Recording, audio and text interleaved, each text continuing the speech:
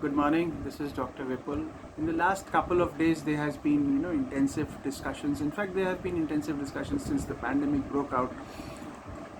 Whether how important the kids were to the transmission, whether they need to be vaccinated, how how much of schools are a concern. So all those issues have been being discussed very vehemently throughout the globe. And our group has always been of the opinion that the kids need to be protected.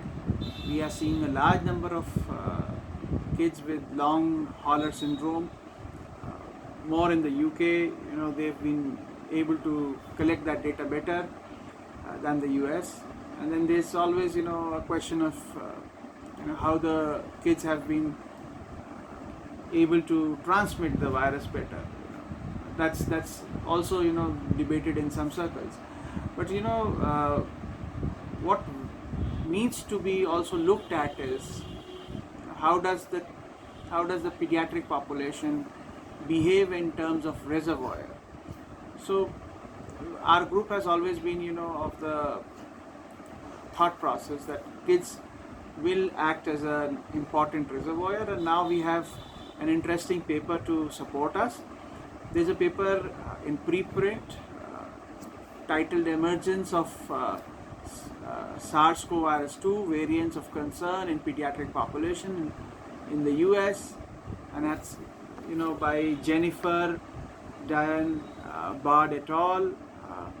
So they had a pediatric genomic surveillance program in which they looked at 9 US hospitals and kids less than 19 years, and they also raise a question whether less than 12, since they are not eligible for vaccine, what needs to be done.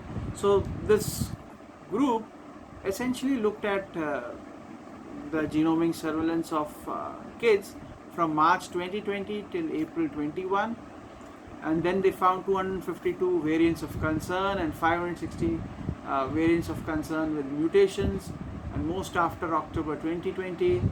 And then from February 21 to April 21, they found that the variant which started in the UK kept on increasing in numbers from 3.85% up till 72% in kids.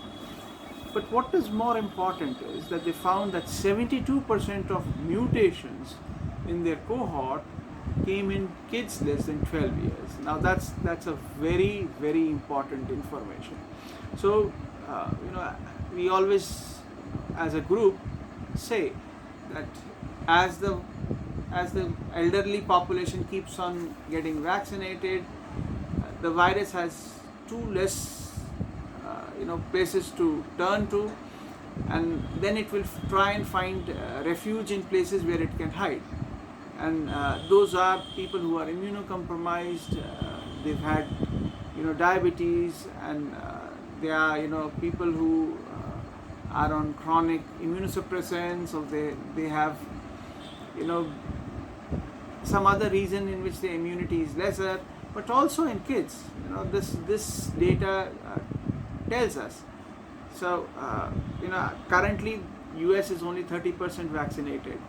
So we think and this paper gives us pointers that prolonged infection in immunocompromised children with increased mutation rates will cause new infections to come in. And if we draw a parallel with our experience from influenza pandemics and influenza infections, it's a good idea to vaccinate people at risk, and also kids, because these are the places the virus will try and hide over the long run.